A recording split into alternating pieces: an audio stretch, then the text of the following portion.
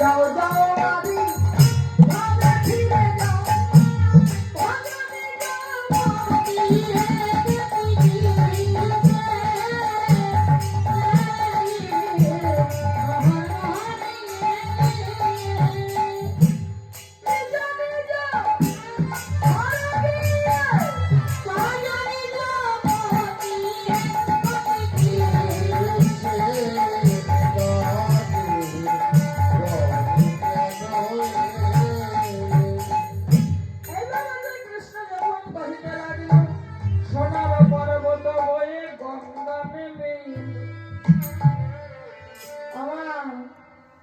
সবাই কিন্তু মুখ বুঝে অপমান সহ্য করে না।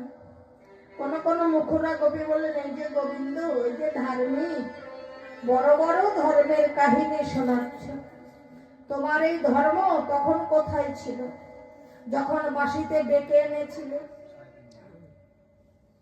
তখন মনে ছিল না?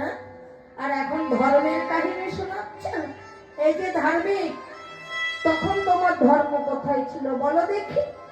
এখন